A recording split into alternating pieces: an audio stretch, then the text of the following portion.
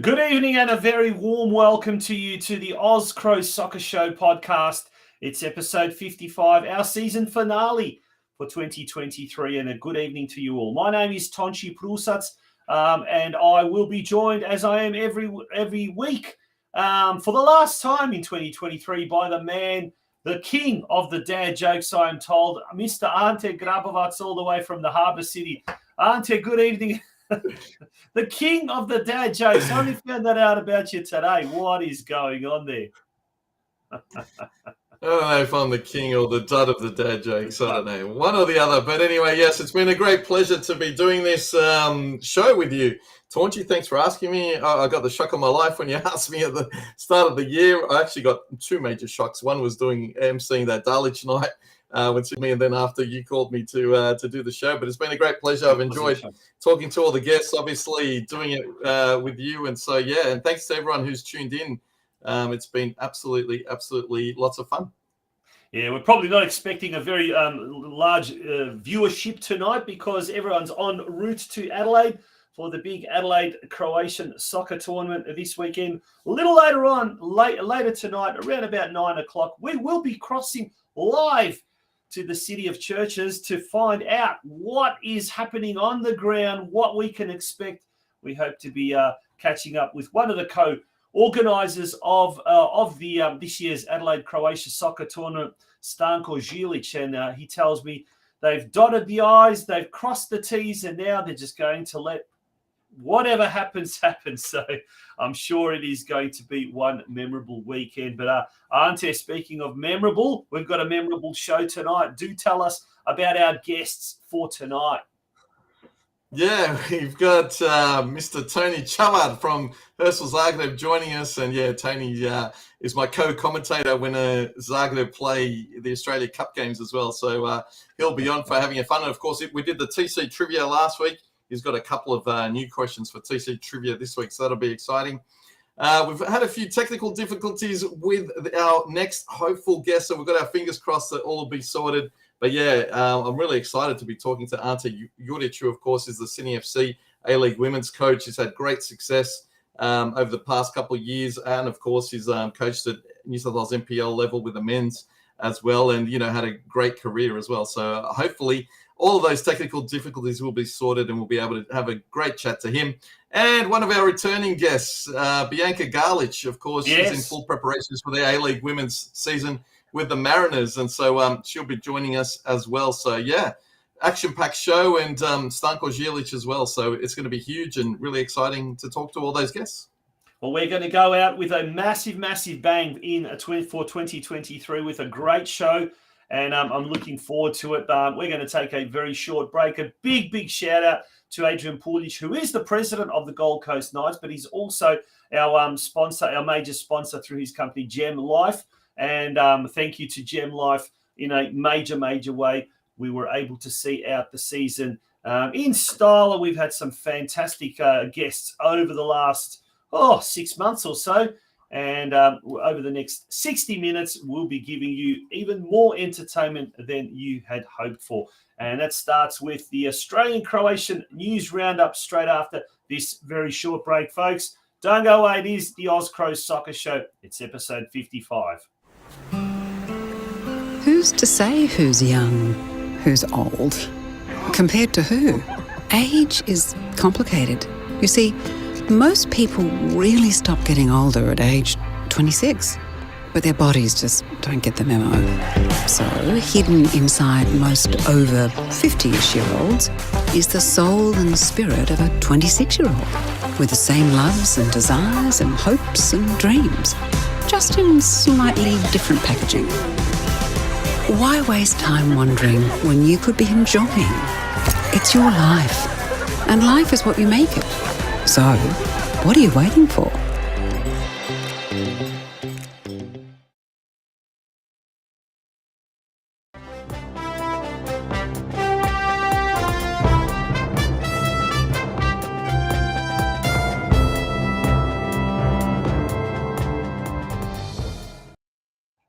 Taunchy, it's been an extraordinarily massive week in Australian Croatian football with some massive, massive matches all around the country. Of course, none bigger than Sunday evenings, 6 p.m. kickoff at Knight Stadium, where a huge crowd, it was absolutely magnificent to see on TV, that crowd, and obviously the atmosphere come through from where I was up in Sydney, obviously. And yeah, well done to everyone who turned up.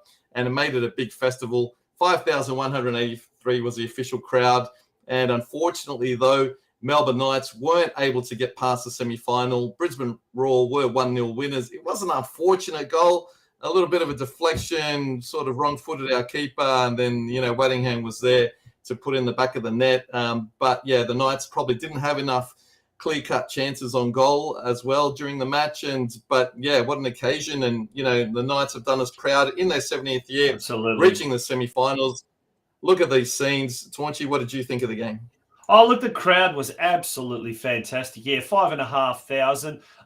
The Knights did extraordinarily well. I look, honestly, I think to keep an A-League, a professional A-League outfit to one goal. Let's face it, one goal is quite incredible. And look, you cannot say, but they're still kind of in their pre-season. The Knights, have had a whole season behind them. But look, the Knights are effectively semi-professional footballers.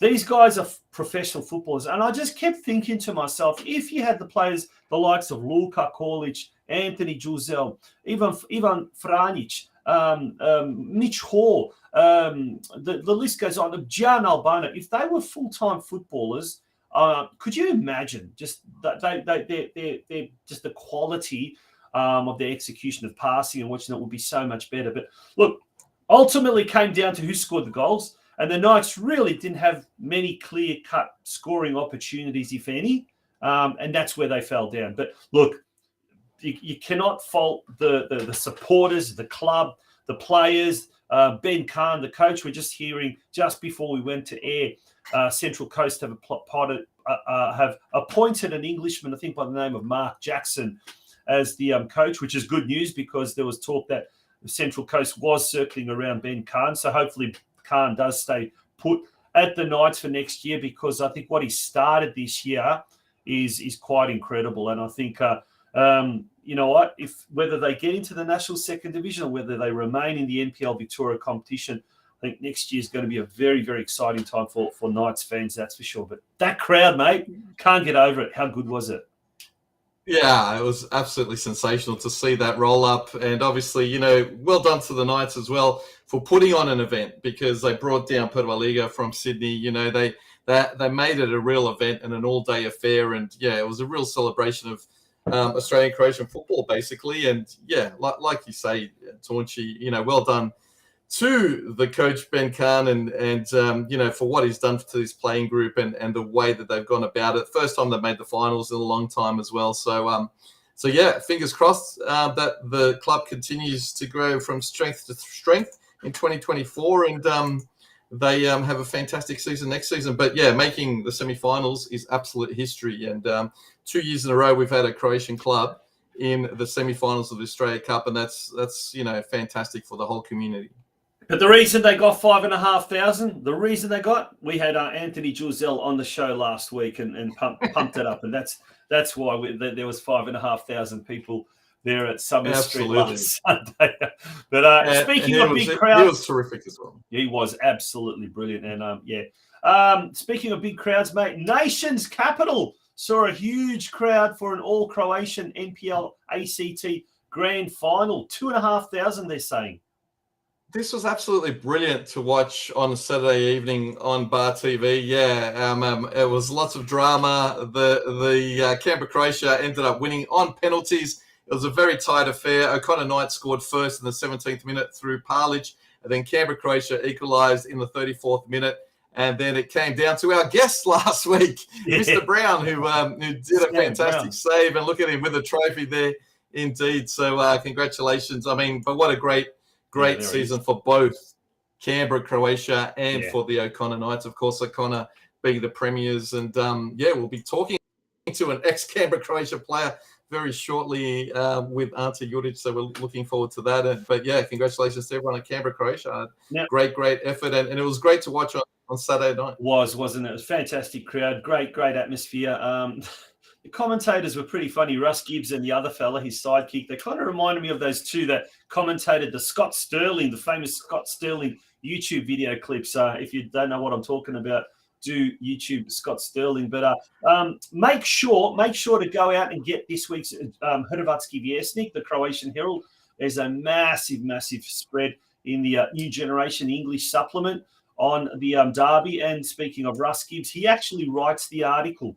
So Russ Gibbs is a bit of a legend as far as the ACT media side is concerned with regards to football. He commentated something like 130 games this year, which is quite incredible. He's a bit of an icon. What a legend. Yeah, and so his article actually appears in this week's Croatian Herald, the Hrvatski Vjesnik, double-page spread there. But moving along, in the NPL... He can write in Croatian as well. He's so talented. No, it was English, I think. It was an English article. The NPL under-23s. NPL ACT. That's right. Unfortunately, Canberra Croatia couldn't do the triple because they won the under-18s the week before. But in the under-23s, unfortunately, they lost 3-0 to the Monaro Panthers. But, what a year all round for Canberra Croatia. So congratulations. And, of course, the O'Connor Knights, who reached the semi-final in the week fortnight before that. And so, it was great for them in the under-23s. Like we mentioned, Croatian clubs dominating in the ACT. Over in Newcastle's celebration, Četiri Komada, 4-0. What a thrashing in the grand final. So well done to everyone in Newcastle. Celebrations are plenty over there. And, so that is, incredible stuff. And they go up next year as well. And so hopefully, eventually, they'll make the Northern New South Wales NPL as well, because that'll be absolutely sensational for Newcastle. So news. So Ante, you are the man in the know. Where are they now? Are they in? So there's Zone Division 1. Is it Zone something else? NPL 3? Zone 0 next year, apparently. It goes to Zone 0. Yes. Right. And then what's the next step up after that? NPL, is it? Oh, mate, don't ask me. I'm going to have to get Carl on the phone to answer those questions. But if any of the Nova Castrian Croatians are watching in the chat, please kind of I know it's been explained to me before, but please, just as they say in Croatian, razjasni, make it clear. What the situation they're still in the club celebrating Tonchi. They're still in the club. They probably are. Yeah. No, well done to Newcastle, Croatia. Fantastic 4-0 winners there in the grand final. And it was live. It was live on Bar TV as well, without commentary, but it was good to watch and see the big Croatian crowd turn up as well. So this week's winners list, we've only got 2 because there have been, not many games. So Canberra, Croatia, well done, and Newcastle, Croatia both winning their grand finals. But look at this, 2023 premiers, we had the 6 clubs. So congratulations to all of those clubs. And I agree, Steven Škodnjak, I don't think there's been a more successful year than this one. Because in the 2023 grand final winners, we've got 5 clubs that actually won grand finals, which is absolutely amazing. So obviously Newcastle and Canberra, Croatia being added to the list this week with their particular grand final wins. And then we've got the cup winners as well. So we have Sydney United, Canberra, Croatia, and Gold Coast, winning the cups in 2023. So, it was an absolutely magnificent season all round. And, a lot of clubs making the semi-finals and all those sorts of things. So, absolutely brilliant. And of course, Nonetheless, teams getting promoted as well. Like, you know, Yeah. you've got Western Knights, and you've got obviously Adelaide Croatia.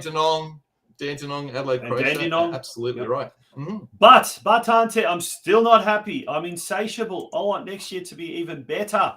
I want us to have more premiers, more grand final winners, more cup winners, because this is absolutely fantastic. And Steve, yep, absolutely right. I think this has been a very, very successful year.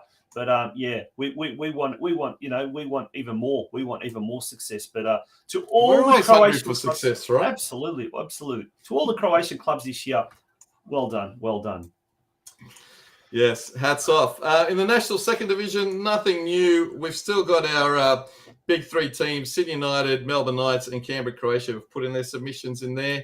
And so, yeah, we're just to wait for more news and if it's actually going to get off the ground, because we've already got New South Wales giving us the declaration of leagues, whereby we've got Sydney United playing in the New South Wales competition. So how they're going to do two competitions, I don't know.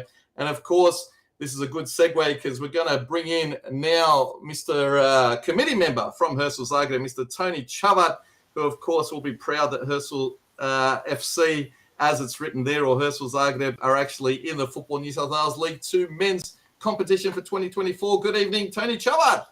Good evening, everybody. Good evening, Tony, the iconic Hurstville Zagreb club legend. How are you, my friend? Well, I'm not a club legend, mate. If I was a club legend, I'd be winning more grand finals, but I'm not. Our logo would be up there, but it's not. Yeah, thanks guys for having me on the show. Absolute it's actually a pleasure. And, you know, to be honest, and on behalf of probably every club around Australia, it is great to see you guys, 55 shows, you know, on the podcast, and, you know, showing everyone, every club that's around, you know, and it's you know, it's great. It's, you know, highlighting what us people do to promote football, Croatian culture, and Croatian sporting activity in every club. So kudos to you guys. So hats off. Thanks, mate. Yeah. Thanks, so, Tony, yeah. obviously, Zagreb, it's been only, 3 or 4 years now that Zagreb have been in the, well, you know, having the NPL both for seniors and juniors. And so, but, you know, we're hungry for a bit of success, right? We want to start rising. Obviously, we had Double Basic on a couple of weeks back. And, you know, how's the club, you know, sort of planning for future success? So, okay, so this year was year 4 of the NPL juniors, but next year will be the 50th year that Zagreb have been participating in the senior men's Football New South Wales competitions. Yep. So 50 consecutive years. So for us, that's a bit of a record. It is 1974 that I've seen that we've our records that we've got that we have participated in those competitions. But yeah, from a junior space, I mean, look, we're always improving and trying to climb up into that next structure, you know, into the NPL Division 1 program for juniors. So at the moment, we're doing trials for between the 13s and the 18s and 20s, and obviously first grade. And most of those guys are off to Adelaide tomorrow. So actually playing Adelaide Croatia, funny enough, tomorrow night. Yeah. So, opening night. So you're planning a few trophies. You're planning on a few trophies coming back from Adelaide, right? We had a few trophies last year, aren't there? Division 2 and the veterans, and unfortunately I had to ship them back to Adelaide. So so there you go. But yeah, look, the club is moving forward, and we're one of those clubs that also have got a association football as well. So we never forget about those guys as well. And that is growing from strength to strength. You know, overall, when I joined the committee back in about 13 years ago, we're only about 150 players. Now we're up to 500. So you know, it's you know, it's a lot of hard work, and you know, and the club is growing from strength to strength, and we're bringing in a lot of people that are that have left the club and then come back, and and want to keep the club growing and community growing. That's the biggest thing. aren't there? You know, in Tony, it's a big job, and as you said, look, it's only been the last few years that the club has got an NPL presence, but also its community arm, its association arm, and the club's grown exponentially in that time.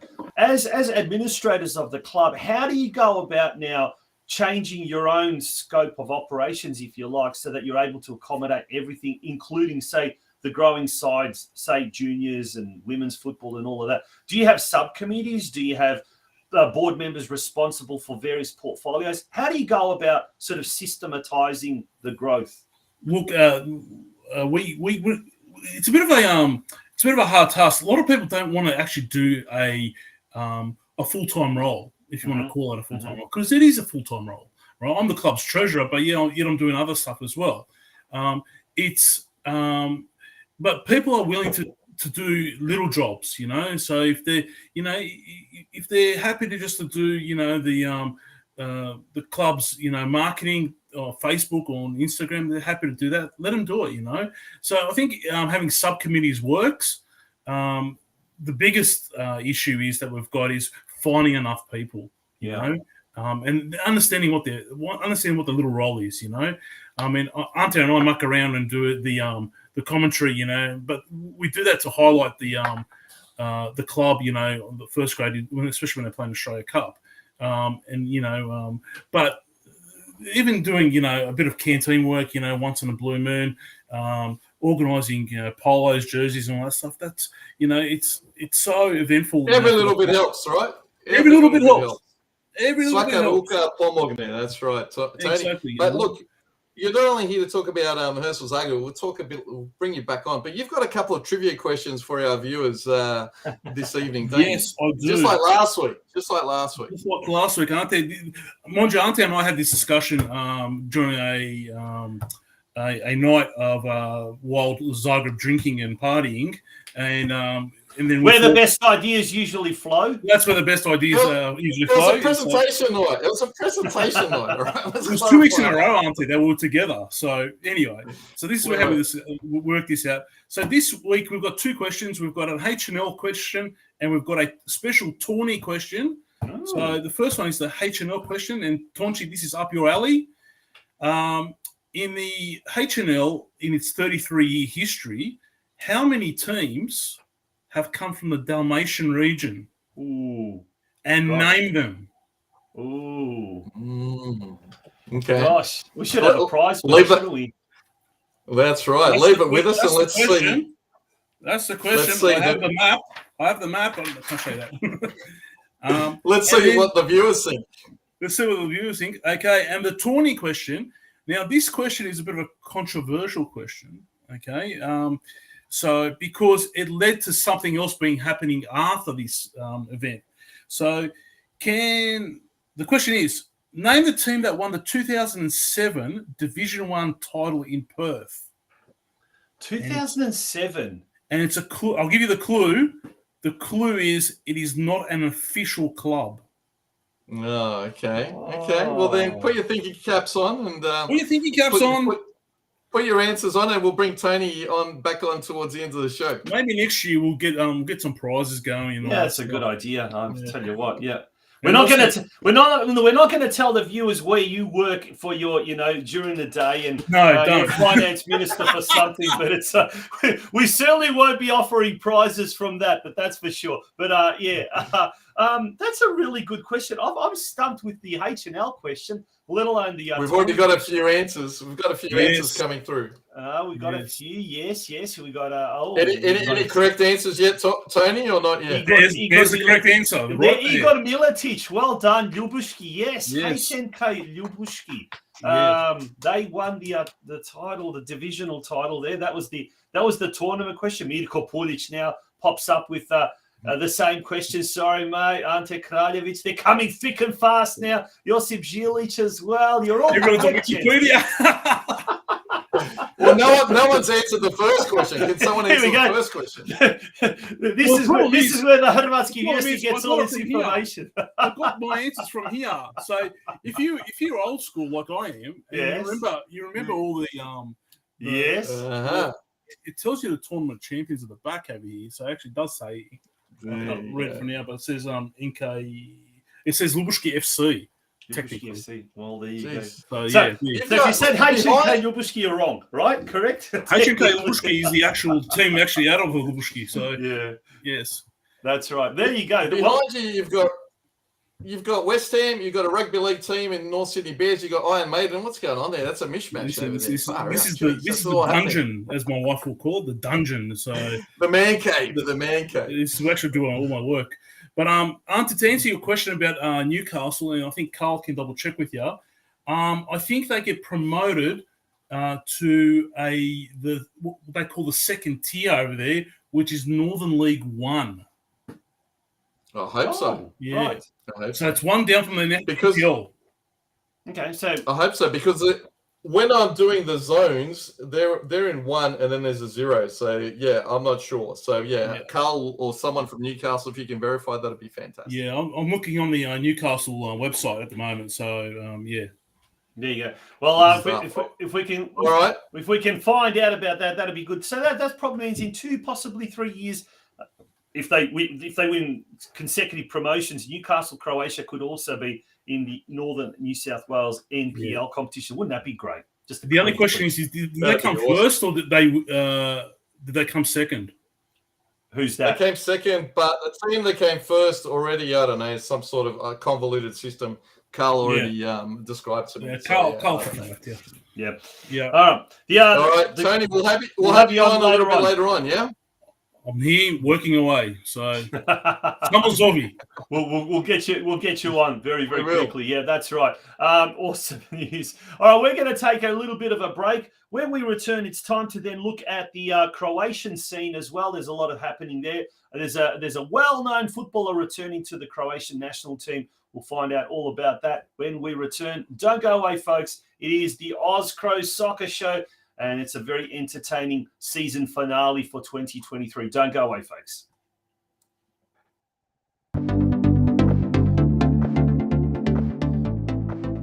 Welcome to Slavicek Studio Architecture. Our approach combines modern design with harmonious solutions tailored to your unique needs. We listen closely to your vision and turn it into a functional, beautiful living environment that truly feels like home. Our designs cater to your needs and evolve with you over time, encouraging deeper connections with family and friends. Specializing in custom residential homes and boutique apartments, we balance luxury and comfort to create a welcoming atmosphere for everyone to enjoy. Discover a world of inviting and captivating design at www.slavicekstudio.com.au. Contact us for a journey from idea to reality. Slavicek Studio Architecture, turning your dreams into reality.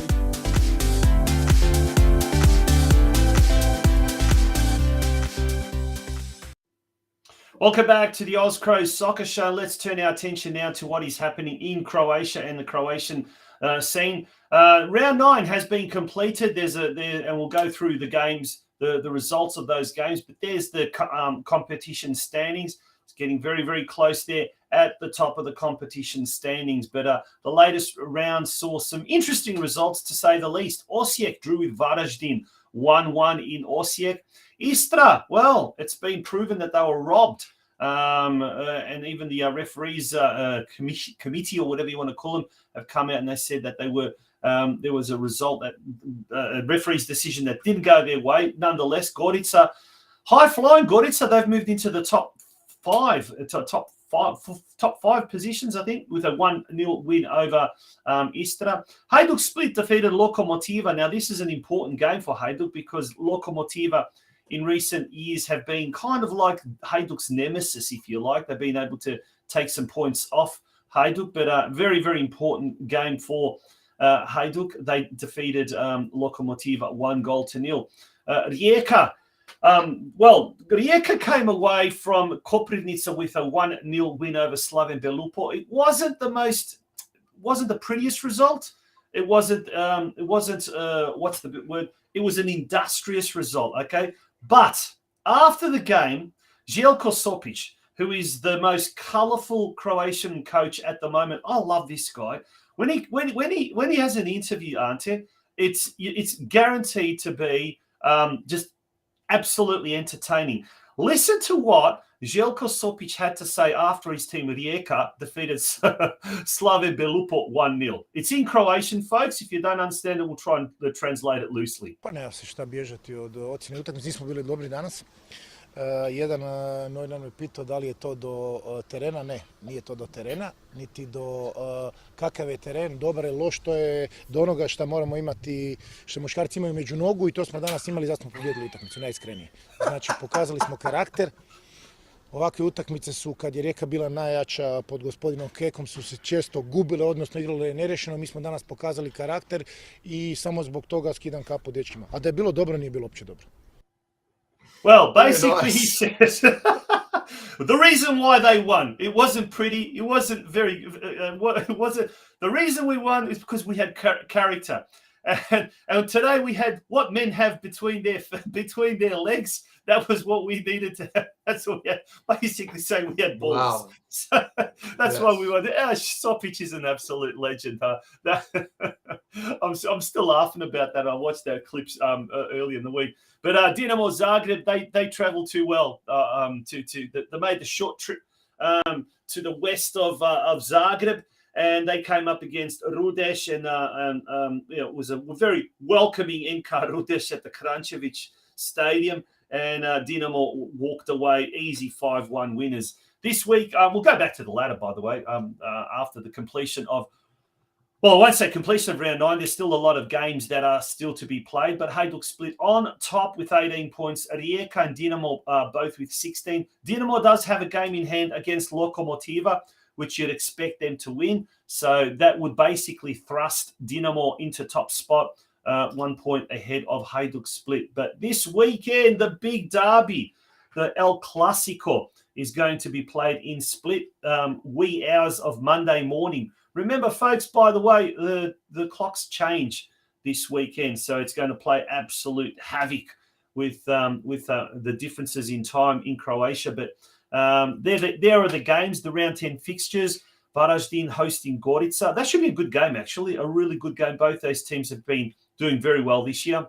Slavia Belupo taking on Osijek in Koprivnica. In Zagreb, Rudeš hosting Rijeka. Istra at home to Lokomotiva. But the big one, Monday morning at 3 a.m. our time, Hajduk Split taking on Dinamo Zagreb. That should be an absolute beauty. It is already a sellout. The Hajduk Split club is trying to create, I don't know how they're doing this. So they've released something like 800 tickets. Now they've got this new scheme. If you're a member, and they've got something like 99,000+ members, if you're a member and by a certain date or time, deadline time, you can't attend or are not planning on attending, that goes back into kind of like a ballot, or not a ballot, but it goes back into the pool. So they've released today, as we speak, another 800 tickets, which have probably been snapped up just like that. But that's just absolutely incredible. It's just fantastic to see. Now, the other news that's making big news in Croatia, obviously, is the Croatian national team. And so the Croatian national team has been announced for the two crucial games against Turkey in Osijek on the 12th of October, and then against Wales in Cardiff 3 days later. Marko Livaja is back in, obviously with Ivan Perisic, the big injury to Perisic. Livaja is back in this week. Luka Ivanušec, who also was injured for, Feyenoord, he has also been announced, named in that squad, so that is good. But Livaja and Petkovic, it's great at the moment. They are the two superstars of Croatian football, of the HNL, and the media is really pumping them up at the moment. And Goal.hr has actually come out with a post saying another 5 days to go before the biggest derby or biggest game in Croatian sport in general. And let's compare the two biggest stars. Marko Livaja for Hajduk. Well, he's played 110 games. What an incredible record. 65 goals in those games. So a goal every second game, basically, and 31 assists. And Bruno Petkovic has played 220 games for Dinamo. Look at that, 71 goals and 53 assists. Either way, they are two absolutely fantastic footballers, no doubt about that. And I've got to get Livaja into my fantasy team. Jeez. Yes, yes. Oh, speaking of the fantasy, yes, doing very, very well there, Ante, and that's good to see. So well done to that's going to be the big game coming up this week. Turning our attention to the Prva Liga, the League One. Some very interesting results in round 7. Dugopolje and Solin drew 1-1. Now, because of this, Dugopolje's coach handed in his resignation. Now, last week they lost. This week they drew. So they're in a little bit of a rut, so to speak, even though they're like in 3rd, 4th position, something like that. But, you know, they lost to the co-tenants. Well, not lost. They drew to the co-tenants, dropped points. Wasn't good enough, and it's very, very cutthroat in Croatia at the moment. In Zagreb, Sesvete inflicted Šibenik's 2nd consecutive loss, a 1-0 loss there on what was a really waterlogged pitch in Sesvete. Orient defeated Bijelo Brdo 1-0, and all of the games were played on really, really waterlogged pitches. Last weekend, there was just torrential downpours, the breadth of Croatia, that's for sure. The big result was in Vinkovci, where Zrinski Jurjevac demolished Cibalia 4-1. In Imotski, Croatia Zmijavci and Vukovar played water polo, not soccer. They played 2-2 on a very, very wet pitch. It kind of reminded me, Ante, of that 1994-95 preliminary final when Melbourne Knights smashed well, they didn't smash, but they defeated South Melbourne 4-3. Game. Getting 3-2. 3-2, sorry. Mark Viduka scoring the hat-trick. Yes, it was. Butsianis got the other 2. And earlier today, I was killing some time. I was watching that, and I just thought, wow, you don't see football like that where the ball just goes and they're just kicking it. Like that was a classic match. That's what this Croatia Vukovar game was like. Watch the replay on YouTube, and that's what the conditions were like. And last but certainly not least, in the Zagreb derby, Jarun defeated Dubrava 1-0. So if we have a look at the ladder there, very interesting competition, this one. Šibenik and Zrinski both on 15. Then we've got Vukovar third with 13. Then Dugopolje and Jarun on equal 12 points. So they're in 4th and 5th respectively. Down the bottom, Croatia Zmijavci, they drew. Solin drew, Bijelo Brdo lost, Sesvete won. So the bottom 4 teams did very, very well. So let's have a look at the fixtures for this week. Zrinski taking on Sesvete, Orient taking on Cibalia, Solin and Croatia Zmijavci do battle in Split, Vukovar hosting Dubrava, Bijelo Brdo and Jarun, and then Šibenik taking on Dugopolje in Šibenik to round out the weekend of football in the Croatian 2nd tier competition, Ante. Indeed. Well done. Yeah. Great wrap. Tonchi. All right, mate. Well, we're going to take a very, very short break. When we do return, hopefully, we are going to get our next guest, the Sydney FC A-League Women's head coach, Ante Juric, who's going to be joining us after this break. So, folks, don't go away. We'll be back very, very shortly. Brilliant.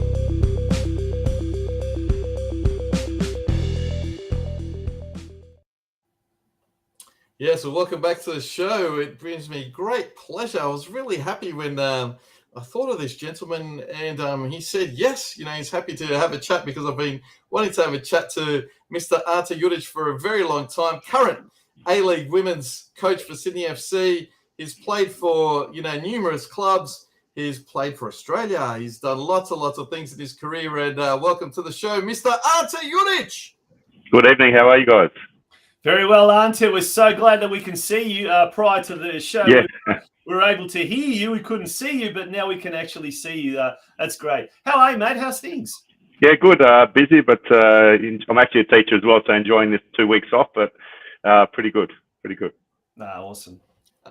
Ante, tell us, like, in your playing career, you've done a rare thing whereby you've played for Canberra, Croatia, Melbourne, Croatia, and Sydney, Croatia. Tell us, how did all of that come about? You know what? I've never actually ever thought of that. So it's interesting. Yeah, I was obviously born and bred in Canberra, so that was the port of call when I was about 13 or 14. Went to Canberra, Croatia. Sydney, Croatia was someone I followed as a kid.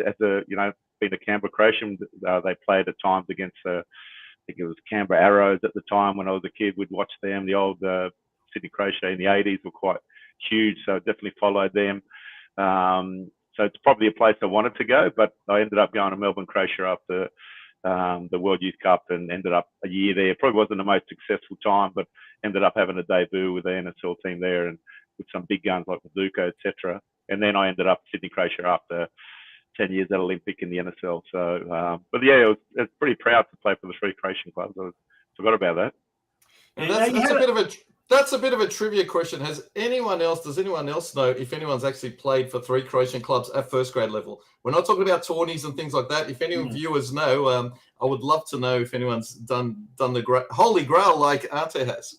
Can I add Ljubuški FC? I was part of that team, so I've thrown. Oh, yeah, really? Yeah, we just got a couple of mates together, Lilovic's and myself, and I think Vrkic and I think Plesa maybe. So we just got a bunch of guys, and I think we changed the rules because we won, and then they wanted clubs after that to be in the top tier. So, but that was good fun too. So, who was the head Segovac that prevailed and suggested the name Ljubuški? Ante Lilovic. So Littles, I don't know if you guys know Littles, but he's the one that roped me into it, and it was just a good time. We all sort of retired from the NSL, or the NSL was finished, and a lot of us just joined. It was actually a really good tournament and good time in WA, I think it was, wasn't it, somewhere there? Yeah, Perth, yeah. I think that was the tournament. I believe that was the tournament. Steve Skordinak, you remember, was that the tournament we were in? We might have been bunking in together that tournament. Yeah, it was a very good tournament. Weather was absolutely fantastic. Yeah, it was scorching. I'm not sure if Zoran Mamić was also a special guest at that tournament. One half of the famous Mamić brothers from Dinamo Zagreb. But Ante, you had an illustrious career both home and abroad. You played in Malaysia. You played all over Australia as well. What was some of in Portugal as well, I believe? What was some of the highlights of your playing career? Well, playing for Australia is a huge thing. And let's go back, I guess, playing, for Melbourne Knights and eventually Sydney Croatia. They're big for a Croatian kid. So they're highlights. Again, Sydney Croatia wasn't in the NSL at the time. We were out of it, but still something I was proud of. But obviously ending up playing, for the young Socceroos, a couple of Olyroos games, and then the Socceroos is something as a kid you always try and dream for. Overseas I didn't make it big. I ended up playing, a season in Malaysia or 2, Norway, so I didn't break it completely overseas, but, I had a successful sort of career mostly in Australia. But yeah, proud of a lot of little things along the way, to be honest, and probably living the dream for 10 or 15 years, not making millions, but playing professional football. And it's something I never want to take back as the best time of my life. Yeah, absolutely. Can I just get you to think back to 2006 where, you were probably part of the old heads, you and Vrkic, when you had players like Luka Glavaš around you, Mile Jedinak, Petar Markovic, players of that caliber, and you smashed Blacktown City in that grand final 4-0. I mean, is that a very special season in your career? Yeah, again, that was my first season at Sydney, Croatia. Well, maybe I went the year before, but then I went to Malaysia mid-season. But that was my first full season, and Adam Basic brought me there, so he's a good friend of mine. Ironically, I hope he doesn't mind me telling me this story. Like he left mid-season. I think there was a bit of pressure and probably weren't going so well. And my words to him were, "We're going to win the competition. Just stay." He ended up going. I think JP took over mid-season or close to the back end of the season, and at the same time, Jedinak came back from injuries, and a few players we started to gel. Because then it was one of my first seasons there. Me and Berka were getting quite strong together, and it just started to come into place, and no one was going to stop us. For those who remember the ride think we came from 4th or 5th. But yeah, we knew we were going to win when we got into the finals. We had a real good squad. Yeah, some legendary players that you just mentioned there. But overall, throughout your career, I guess both managerial and playing wise, who were some of the standout either teammates or some of the standout players that you've coached, or who were the ones that really sort of stuck out for you as ones that kind of made a huge impression on you? There's a few, because Croatian show, it's Marko Viduka was the biggest and the best by country mile. So I met him when being a Canberra boy, you know, going home. He was at AIS, so I'd catch up now and again with him in Scorco. I was 2 years old. I left 2 years before them from the AIS. So you got to know them here and there. But when I went to Melbourne Knights, trained with him every single day. You know, I just remember back then, his 17-year-old kid in his first year. So that was my first year as a 19. He was 17. He just, even at training, every shot he took, he scored. And I've never seen that since. And, you know, even back then, you're like, well, this guy just keeps scoring. And it was one touch finish, touch and finish. Whatever it was, he was just a different level. And then he'd always train. He was obsessed with football. You know, again, when I used to visit him at AIS, he had Croatian posters on the walls. And he'd wake up at 6 o'clock and banging a ball against the wall, similar to what they say Steve Smith does with cricket. So he's number one in terms of special, in terms of who I played with. You know, people I looked up to was Ned ZILIC, another Croatian, where he was 3 or 4 years older than me in Canberra, Croatia, and I wanted to be him. You know, even though he's 3 or 4 years older, but he was just special being able to watch him in Canberra, Croatia. Then I think he went to Sydney, Croatia. So they're those players. But then there's people like Troy Harpen. For me, was a genius. You know, I don't know if people know him when I was at Olympic. I remember him. Yeah, he was just a different level. But in terms of Croatian players, Viduka is no one comes close. And then me as a kid, even though he's a little bit older, was Ned ZILIC, who for me was top 3 or 4 in Australian history as a player. Well, speaking of ZILIC, I know Ned ZILIC played at Canberra, Croatian, obviously at Sydney, Croatia as well. But I don't think he didn't play at Melbourne, Croatia, but his younger brother, Ivan, did play at Melbourne, Croatia at one stage. Ivan ZILIC, I think Ivan did, Would have been hard to follow his footsteps. I think he found it a bit tough, Ivan. But I know he was at Olympic, definitely Melbourne, Croatia, I think.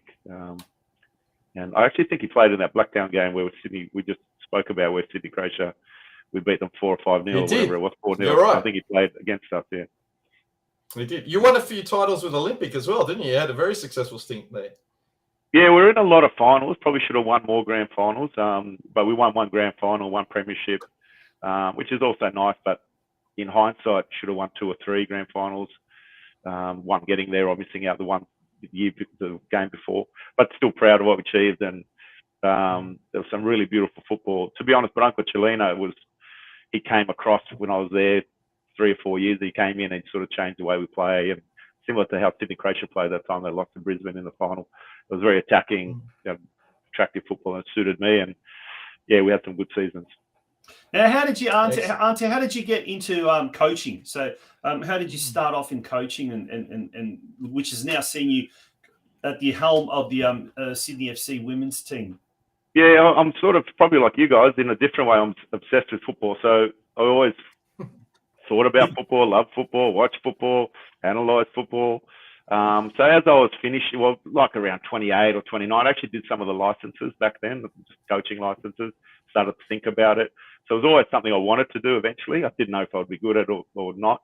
But as I back into football, I started to do that. But as soon as I stopped, I embarked on a teaching career. But I think Swiss was my first job.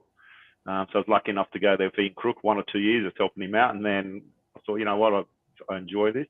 And then I was lucky enough to be an institute coach back when institute was quite a big thing. Then coached them. We had national titles we won. And then from that, I got asked to go to the FFA with the women's game and some national teams. Actually, I think initially the boys' national junior team. Mm-hmm. And then from that, left my work, etc., to go to FFA full time with the Matildas and some other jobs within that, like TD of FFA for the women. Fantastic. Brilliant. And I've seen sort of documentaries and things whereby you're training the team at like 6 a.m. or something, and then they go off to work. You go off to work, and then you're back the next day. I mean, is that reality at the moment with women's football in Australia? Yeah, it is. We do it a little bit different. So back to Sydney FC, we've been quite successful. So obviously that's where I am now. Last 6 years I've been with them from that journey to that. But yeah, why do I do the training in the morning? One, we're not professional. And I've just decided, 2 sessions in the morning, we start at 6:30. That gives girls time. We finish about 8. They go to work and I go to work. Again, I think I've told you I'm a teacher, so you've got to work and put money on the table, I guess. But so we do that twice a week and then two nights a week. So I've sort of mixed it, allowing the thought process behind it is to allow people to have 3 or 4 nights off. So we're not getting home 9 o'clock every night. Seems to work. And that documentary probably showcased, unfortunately, the issues with women's football at the highest end, where you've got to get up crack of dawn. There's times there which you didn't see where it's pitch dark and I'm setting out cones in the dark and I can't see. So I'm getting my phone out, trying to get, the cones out. So that's the reality that we've set ourselves, but the girls have responded and they, we just get down to business and do what we have to. Definitely works with 4 titles in a row at the moment, Ante, isn't it? We've got a couple. We've made 6 grand finals. We've lost a few grand finals, but we've won 2. We're going for our 4th premiership in a row, which is unheard of yet in the women's game, I don't think. Yeah. Well, speaking of the women's game, we've got BIANCA GALIC from Central Coast Mariners hopefully coming on the show very, very shortly. I think she's still on the training track, but when she does come back, but that whole notion of training early in the day, we see a lot of people get up at 6 o'clock in the morning and attend group training or boot camps or at the gym or something like that. So a lot of people are familiar with that concept of training first thing in the morning. It's quite an interesting one, and there's been lots of talk about ground unavailabilities or not having ground availabilities, particularly at community level. How do you as coach find their energy levels first thing in the morning compared to at night after they've finished a long day at work? Is there a difference in their energy levels, and are they a little bit more receptive at night or a bit more receptive in the morning to what? Yeah, it could be. It's probably hit and miss. Again, as a coach, you've got to push and see where they're on a lull and mentally try and push them to get to that level. And they're professional enough to, sometimes in the morning you can see they're still half asleep. But then when we get to push, 20 minutes in after the warm up, they usually get going. But you're probably right. Sometimes in the night is when they're more fatigued. In fact, when I come to think of it. So yeah, you might be right. But mornings works, again, like I said, for a lot of reasons. I think it helps in terms of mentality where you realise, I try and sell them a bit of a thing saying, well, no one's up at 6 o'clock, 5 o'clock. You girls are. We're working hard at this. So I try and use it as a mental thing too. But again, it just works. But yeah, it's an interesting one in terms of tiredness. Usually they're pretty buzzing in the morning, but yeah, I've got to look into that. But I've not really noticed a change. And if I do within sessions, I make sure I snap them out of it, I guess, because we're there to do a job. Fantastic. So who are some of the coaches that inspire you or you look up to, or who have made an impression on you, even in your career, who have probably influenced the way that you're coaching now? Yeah, it's an interesting question because I've had a few coaches here and there, obviously in my time, but a lot of the stuff, I hope this doesn't sound egotistical, I coached the way I sort of played. So I was a captain a lot of the time. So exactly how I speak to the players is how I spoke as a captain and a teammate, seeing people who are down and up. Like, it's different technically, but as a man manager, I'm the same as I was as a teammate. Obviously, you've got to make decisions and things, and I'm usually quite good and strong with decisions. But in saying that, I've had Branko Chelina, who was exceptional in his, before his time. I think I was lucky enough to work a little bit with Ange, who's currently killing it, obviously in Europe, just helping with analysis in the 2015 Asia Cup. Just different level in terms of motivating, getting into people's heads. So they're probably 2 I'd say for now. In terms of that, probably path, it gave me a bit of a path in my head. But again, a lot of it's just who I am personality-wise, and what I was brought up with football is how I try and coach. Ante, you've coached in different elements, obviously, and all of that kind of stuff. Men's, juniors, women's. You're in the women's area now. Are you looking at moving? What's your kind of aims over the next, say, 2 to 5 years? Are you looking to maybe move to Europe and pursue some coaching in the way that Joe Montemuro from Melbourne, who's carved out a successful career in Europe, coaching women's football, or as you mentioned, Ange Postecoglou as well, and Kevin Muscat's now abroad as well. Is that something that you'd like to do, or is that you're quite happy and content to just focus on coaching here in Australia at the moment? No, I'm quite content because I've got a nice job and I've worked with football and I still love it. But in saying that, I want to push myself and become a professional coach. Funny enough, I did get offered, probably off the press, I got offered the Philippines national job, which I didn't take. So that was probably 2 months ago after Stajcic. I think someone else has taken that now, but I got offered that. It just didn't work for me at the time. So I definitely want something. Potentially even A-League men's. I've got some murmurs to be assistant coach, but I don't think I'm assistant. I'm waiting for a potential head coach job. And Europe, 100%. My brother jokes about me trying to coach Croatian women's team, and so the things you definitely want to do. It's probably not that easy to get overseas, but I'm definitely looking into trying to maximise what we're doing now currently success-wise to get overseas or somewhere where it's a full-time job. So definitely thought about it. Definitely going to push where I can, but at the moment I haven't taken opportunities that have arisen. Just don't think they're right timing.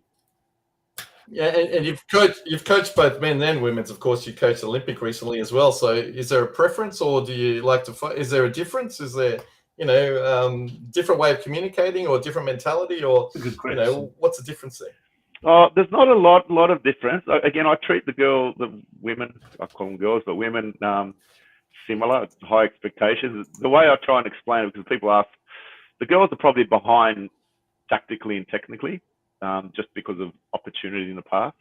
So that's a little bit different. So you've got to probably be a bit more specific or work through things longer, be a bit more patient. But I'm like that anyway. So if I coach a men's team and someone struggles, I'll be patient to get them to a level. So the way I try and explain it, if I've got 10 men players, 2 or 3 I'll treat different to the other 3 or 4 because everyone's a little bit different or different learning styles. But 70% of who I am will be the way I coach. That 30% is more individuals, so it doesn't change for me from women's and men's, and I'll push the men's teams in the past the same as I do with the women's. Great stuff. Ante, we really appreciate you coming on tonight, and wish you all the best for the season. It's the longest A-League women's season ever, 22 rounds. So hopefully you'll be lifting that crown again for Sydney FC and the women's team there. Yeah, fingers crossed. Let's see how we go. So, yeah, it'll be tough, but we'll give it another crack. Good on you, Ante Juric, the Absolutely. coach of all the the Sydney best. FC senior women's team. Thanks for that. I don't know about that, Ante. I'm not sure if our next guest would agree with you saying your wish that Ante Juric will be hoisting that trophy aloft, because it's an absolute pleasure to welcome back to the Oz Cro Soccer Show. Personally, someone I thought that was one of the most entertaining subjects to interview this year, and it's an absolute pleasure to welcome back BIANCA GALIC from the Central Coast. BIANCA, I'm sure you're not going to agree with Ante's wish of Ante Juric hoisting that A-League Women's Trophy at come the grand final. Yeah, thanks for having me back, guys. Definitely not going to agree with that. Definitely want to topple over those dreams.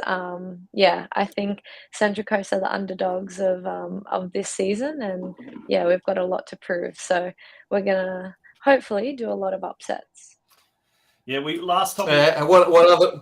Go on, Ante. Sorry, go on, Torchy. I was just going to say, what are the preparations? What have the preparations been like so far? You guys are fighting. Yeah, we are. That's what I was going to ask.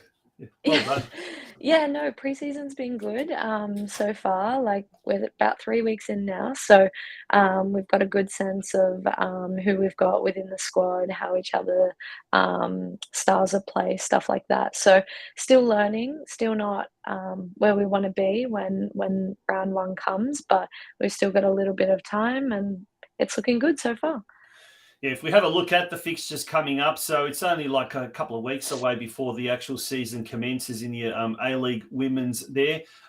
Central Coast kicking it off with a game against the Newcastle Jets, the what do they call it? The F1 Derby, and it's going to be there at Central Coast. So 5 p.m. on Saturday, the 14th of October. You'll be able to watch it on Paramount Plus and on 10 Play. And then Ante Juric's Sydney FC They host Western Sydney Wanderers in a big Sydney derby.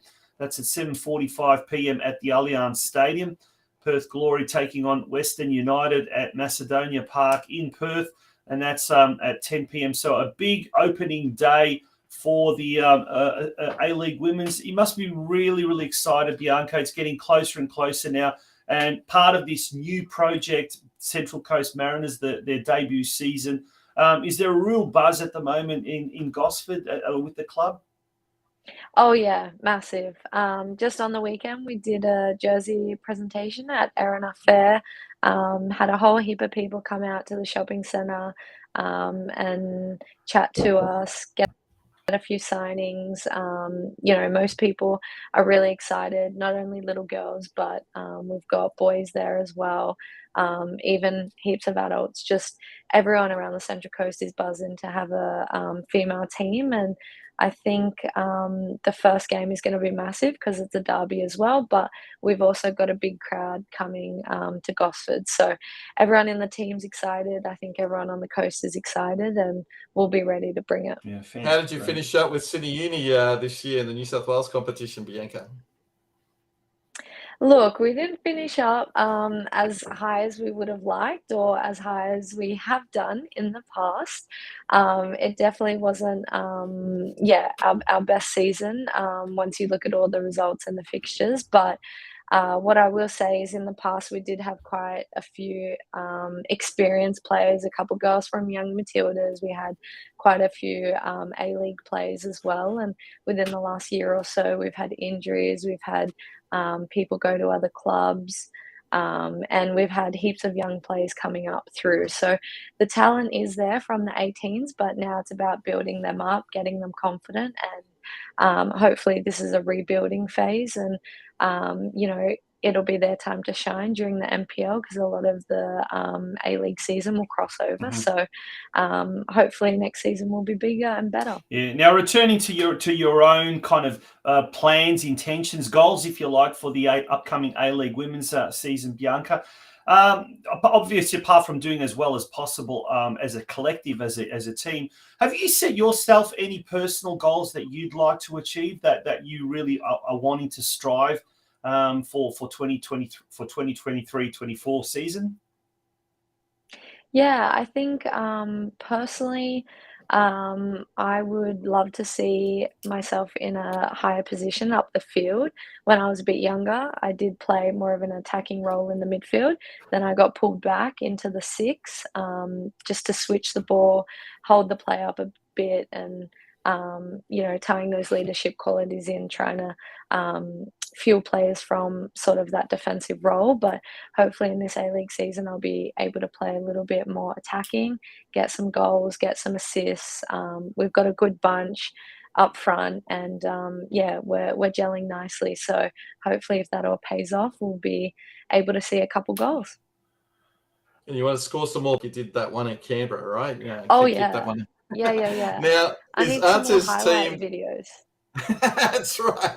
Is Ante's team the team to beat? Is that the team that you look up to, Sydney FC, or who are the danger teams, do you think, for Central Coast this year? Yeah, I mean, Sydney FC have always been the team to beat, I guess, within the last couple of seasons. Like you mentioned, they've won the premierships for a couple of years in a row. So, they're one of the most consistent teams, one of those teams that you never sort of underestimate. I think Western United will be another team. They recruited quite well this season. Melbourne City did really well last year as well. So I don't think any game will be an easy game. I think every game, it'll be whoever shows up on the day. I don't think we'll underestimate any team. I think every team has their pros and cons and has recruited what they needed for the season. So, yeah. Now, we speaking to Ante just before, we talked about the pitfalls of a semi-professional competition where sometimes he's actually held training first thing in the morning at 6 o'clock in the morning. How does that sort of concept sit with you? Is that something you'd like to do, train first thing in the morning, or you prefer training later in the evenings, at a sort of a normal hour, so to speak? Yeah, I mean, for us up at the Central Coast, we are training in the morning, so 7 o'clock starts. I personally love training in the morning. I love getting, you know, all the conditioning, all that stuff out of the way, because then you don't dwell on it for the rest of the day. And also you do have the rest of the day to do whatever else you need to do. So like Ante was saying, you know, we can't just play football and we can't just coach football. There's unfortunately not enough money in it right now. So we're all working on the side, and a lot of us, especially in the female game at least, are running off to work or uni straight after training. So at the minute, it's working for us in the morning because we've got the rest of the day to sort of do everything else that we need to. And I think for us personally, the morning suit in terms of getting everything out of the way early. And I think in terms of fatigue, we work better in the morning as well. If I've had a long day of work or it's been stressful or there's things due, you know, the last thing you want to do is do box-to-box runs at training. That's and now obviously you were coming back from a big injury the last time we spoke. You know, you're only 7 or so games in. How's it holding up? Because obviously that was a major injury for you. Yeah. So since then, really good actually. So I think me in particular, another personal goal is just listening to my body as well during the season, listening to those little niggles. Like obviously pain is there for a reason. And when I was younger, I used to wave it off and say, I'll be right. But not now. I'm mature. So yeah, I think like knees holding up well, everything else right now holding up well. Just trying to do everything I can on and off the field to maintain that and be as healthy as I can going into round one. Yeah. Now, Bianca, last year there were 9,000 fans that watched the grand final, Sydney FC and Western United. And obviously on the back of the success of the Women's World Cup, we're expecting unprecedented demand and support and interest in the A-League women's competition. What's the biggest crowd you've played before? And there's no doubt there's going to be a prospect of playing in front of very, very much bigger crowds. Is that something that excites you or terrifies you? Oh, yeah. Yeah, no, I think it'd be awesome, to be honest. Like, even based off the weekend when we did the launch with Mariners, just seeing how many people were actually really excited and proud, you know, to have a jersey, you know, with your name on it or just with the Mariners badge is massive. From the top of my head, I can't even remember the biggest crowd I played against. Definitely not 9,000. But what I will say is that we have been told that for our opening match, it's estimated between 8 to 10,000 people actually coming to that game. So whether it's true or not, whether the memberships are holding out, I think that's like given us a buzz in the change room. And hopefully we do see a lot more people there as well. So if that happens, that'll be the biggest thing. Fantastic. Well, certainly you did experience the big crowds, of course, with the Matildas, right? You went to a few live games, and because you didn't buy tickets to the final, that's why the Matildas didn't make the final. You do realize that's what it was. That's right. That's what it was. That's right. Well, so I was part of the crowd. Yeah, that's right. Yeah, Bianca, we wish you all the very, very best. Thank you so much for being on the Oz Cro Soccer Show. Not once, but twice this year. You were entertaining the first time, and you're just as entertaining the second time. So we wish you all the very best, and we look forward to you entertaining us on the field in front of thousands and thousands of fans across Australia. Yeah, all the best for the season. My pleasure. Appreciate the support. I hope to see you in the crowd, part of the 8,000. Yeah. We will. Fantastic. Bianca GALIC from Central Coast Mariners. That was awesome to have her on the show again. And it is great to see our young Australian Croatian female footballers also doing well. And the more and more we see in the A-League in years to come, the better. I say that. I'll definitely be paying a lot more attention to the A-League women's with Ante Juric as the coach, of course, and Daniela GALIC and Bianca GALIC playing as well. And they've all been fantastic on the show this year, so I really appreciate it. Daniela GALIC of Melbourne City. Western United have got Natalie Pichak, young goalkeeper, as well as what's her name? Little Cherdner. What's her name? There's another Croatian girl at Western United as well. So there's quite a fair few there as well. Look, folks, we're going to take a break. We're still going to get our man Tony Cavar back because he's got that trivia question that is absolutely stumping us. But before we do go to him, we're going to take a little bit of a break. When we return, we're going to go live to Adelaide for the Australian Croatian Soccer Tournament. It's not the opening night. It's kind of like the precursor to the opening night. But we'll be joining Stanko ZILIC, one of the co-organisers, and we'll maybe start to get a taste of what awaits thousands of Australian Croatians from around the country that are flocking to Adelaide as we speak. Folks, don't go away. We'll be back very, very shortly. Who's to say who's young, who's old? Compared to who? Age is complicated. You see, most people really stop getting older at age 26, but their bodies just don't get the memo. So, hidden inside most over 50-ish-year-olds is the soul and spirit of a 26-year-old, with the same loves and desires and hopes and dreams, just in slightly different packaging. Why waste time wondering when you could be enjoying? It's your life, and life is what you make it. So, what are you waiting for?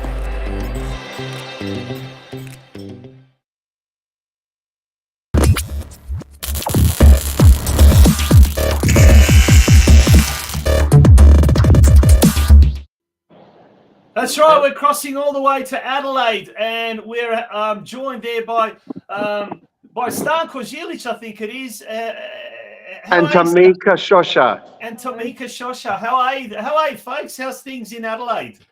We are super excited that we are only hours away literally from getting started on this event that should be an awesome event. Yeah. Ante. Absolutely, yeah. How many Chavapi do you have? How many Rakia do you have, man? What's all the stock like? I'll be honest with you, there's a lot of everything here. And I think the official number is 1,000 kilos of Chavapi will be delivered over the next couple of days to feed all the hungry mouths. And from an alcohol point of view, well, I can't even count how many cans of alcohol we have ready for everyone to enjoy. So looking forward to it. We're very much stocked up. The pool rooms are on. Everything's cold. The weather's going to be really nice, so make sure you come and bring some sunscreen. We've got plenty of bucket hats for sale with our very nice logo that you can see there. So plenty of nice merch as well to pick up through the couple of days. It is back to front. The screen's mirrored, so the logo's coming a bit inverted. But I'm sure they're not going to be inverted when you actually purchase it. Tamika, tell us how's it been the last few weeks leading up to the weekend? Has there been a lot of nerves? Has there been a lot of kind of burning the midnight oil to try and get everything sorted? But how's the team been functioning on a lot of coffees and rakias, no doubt? Sure. We've been pretty good this last week. A lot of effort, and those midnight burns have come into this week in particular. But it kind of slowly started ramping up probably over the last month. But yeah, we're still feeling pretty calm, pretty relaxed. We're pretty confident. I'm feeling pretty calm, pretty relaxed anyway. But no, I think we've got everything under control, and we're just kind of getting ready to open. We just want to open the gates, to be honest. That's it. How many volunteers do we have? And of course, the big night with Zaptish boys as well. First time we've got an international act headlining, which must be absolutely getting everyone excited as well over there. Yeah, it's we've got something. It's something along the lines of, I reckon it's close to 200 volunteers, maybe about 250, and it's about 1,300 shifts over the whole weekend. So we can't do this event without the community. So we honestly can't thank every volunteer enough for putting up their hands, because it wouldn't happen without them, which goes for any club. But yeah, everyone's just kind of gearing up for Friday night, because this is going to be a big one. Yeah, and just to make sure that everyone understands, we've split up our our playing grounds into two main locations. Right now, we're sitting in the Butcher Bowl, which is an old butcher area that we converted into a bit of a party area. And then we've got our starter Kucha area. So we're going to have two sections for everyone to be able to enjoy the festivities, the music, and obviously the food and the alcohol. So yes, looking forward to it. Now, guys, on last week's show we had the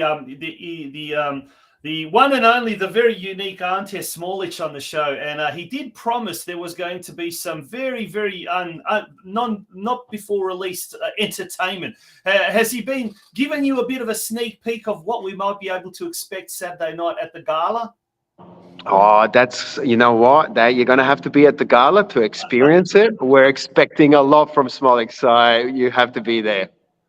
We were kind of giving him a bit of free reign. Yeah, free reign could be a problem, but let's see. He was never one who liked authority, I'm sure, Mr. Smolich. So, but it's going to be a surprise to all. That's it. That's for sure. Now, guys, earlier today there was a really interesting article by the Front Page, a well-known sort of Australian soccer portal, if you like, and they've interviewed the Adelaide Croatia coach Vlado Blažeka, and it's these people aren't normal. Croatian Soccer Tournament celebration returns to Adelaide. Now, it was I read this and I thought, oh my God, goodness me, some Greek fella, Antonis Pagonis, writing it. Is he taking the mickey out of us?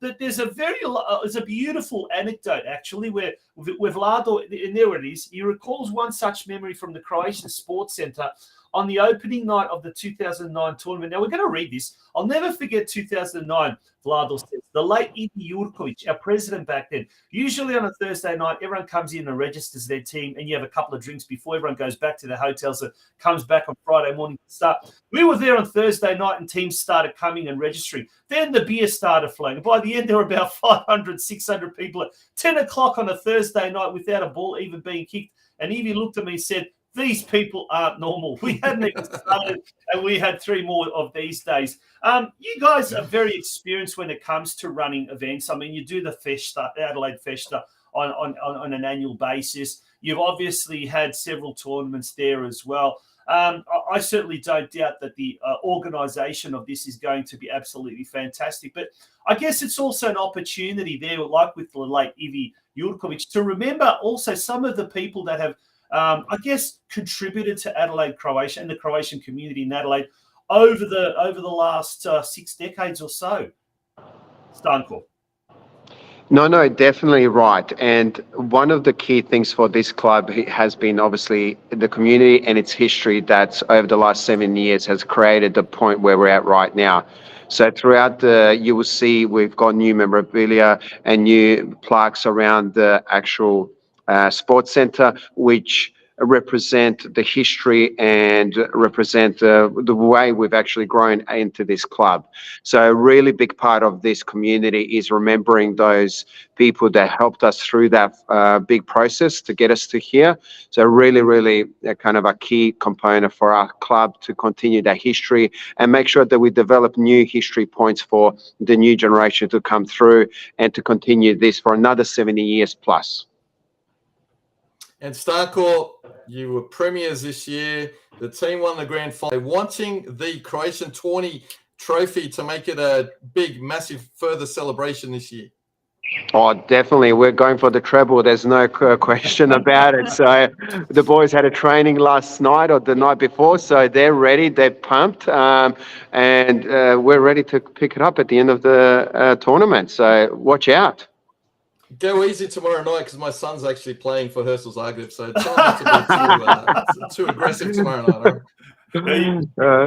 We'll be kind. Ante, you're not trying to namjestit the utakmica or anything like that. No. We're not going to have any of that. No. Don't make.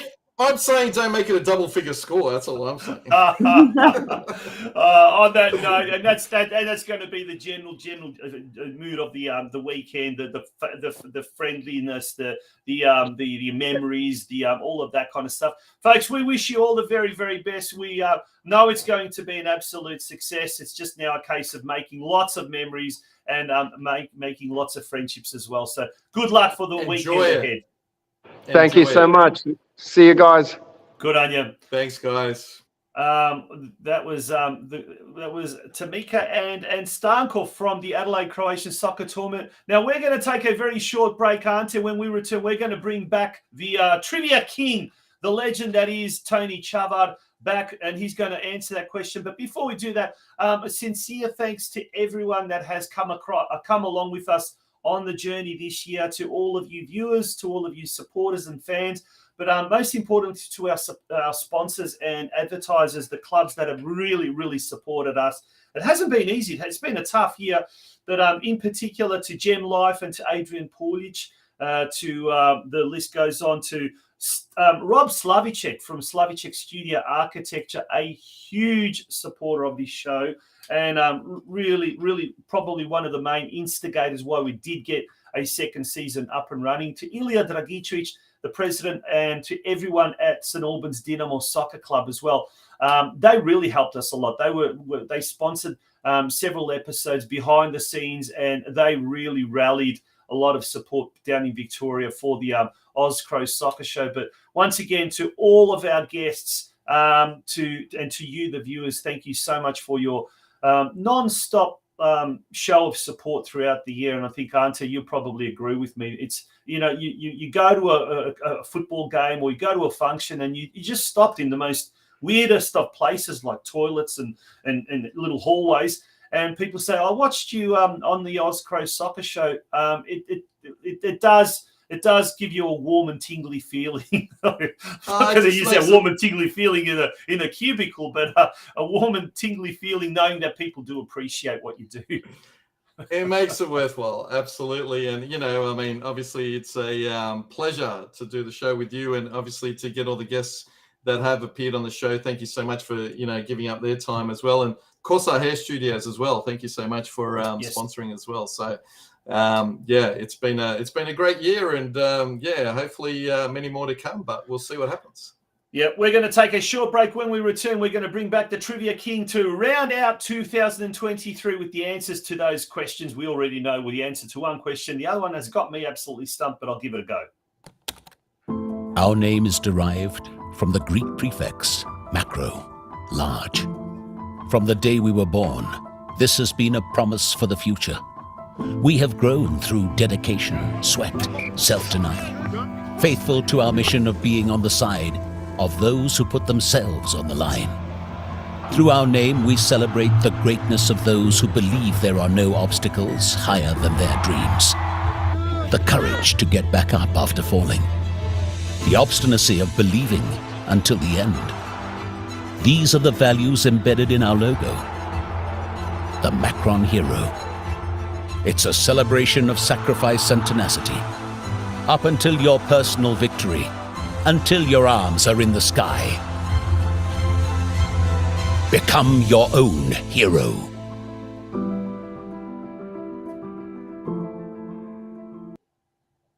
Welcome back to the Oz Cro Soccer Show. It is the 90th minute. The referee's about to blow his whistle, but before we give him an opportunity to do so, we're going to make a late substitution. Well, actually, we're going to just bring him on. We're not going to make any substitutions. TONY CAVAR, welcome back. Mate, I'm back. We know that one question, which was the team that won in Perth. That wasn't really a club. We got that right. Inka Ljubushki or Ljubushki. That's right. And Ante Juric was part of that. Ante Juric, Joe Vrkic, the Lilic brothers. Apparently, Manus Lamond was part of it as well because he lives in Perth. Yes. Doesn't surprise me. Yeah, and Richard Plesher and all those guys say yes. And that caused a rule change. What a team.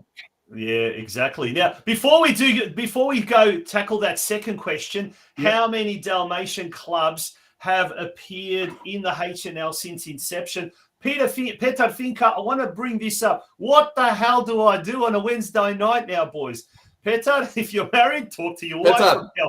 What? If otherwise, go to the YouTube Watch all the channel. replays. Watch all the replays. Go to our YouTube channel and watch all our replays. By the time you start at the start and finish with episode 25, then we'll probably be ready for season 2024. We're back. But Yeah. All right. I'm going to have a go. Tony. I reckon 1, 2, 3, 4, 5, 6, 7. Well, I reckon it could be possibly 9, 8 or 9. But let's have a go. Zadar. Yes. Šibenik. Yes. RNK Split. Yes. Solin. No. No, Solin didn't make it. No. Oh, well, bomb there. Hajduk. Obviously. Yeah, Hajduk. okay. Yeah. Neretva Metkovic. Yes. Gosk Dubrovnik.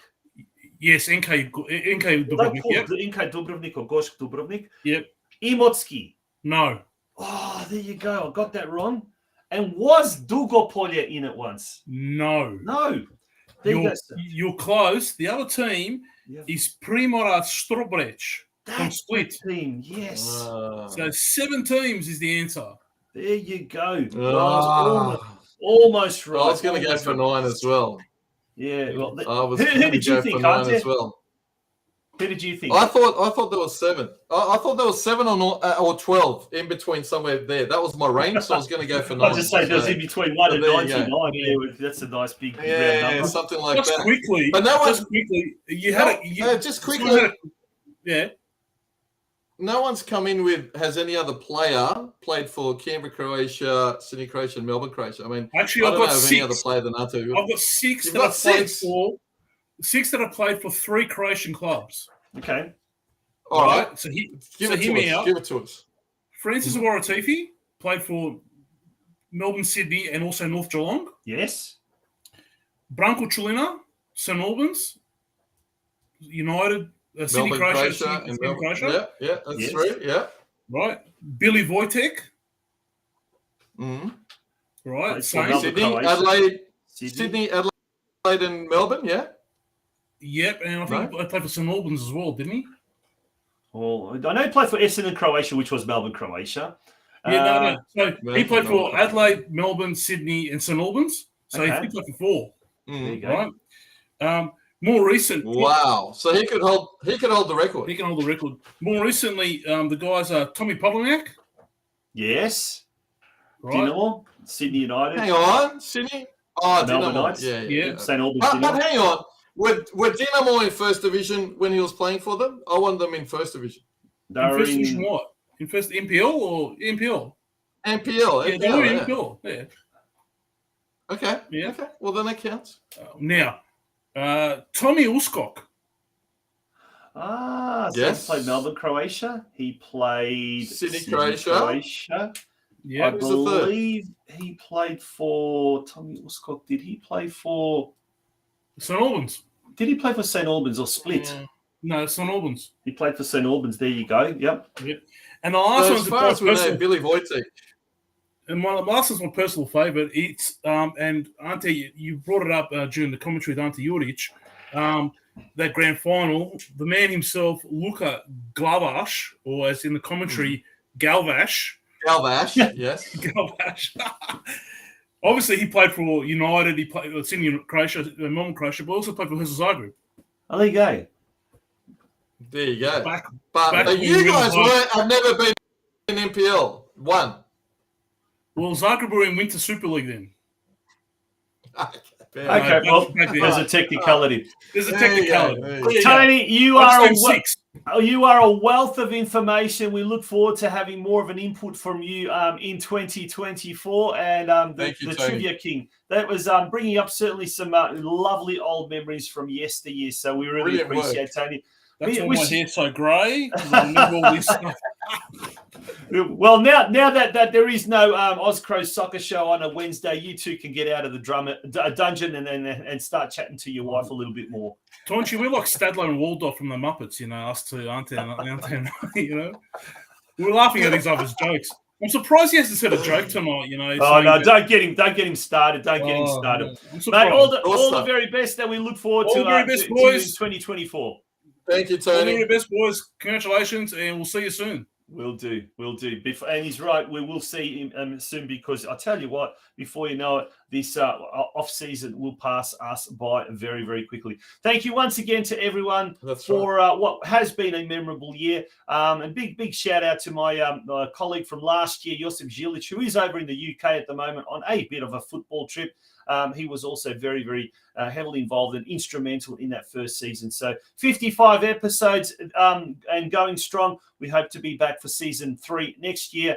But we certainly will need your support, both the clubs and Australian Croatian businesses as well. But until then, good night and thank you very much. And if you're going to Adelaide, safe trip, come back with all limbs intact, and hopefully a lifetime of memories to boot. Good on you. Bye-bye. Laku noć. Laku noć.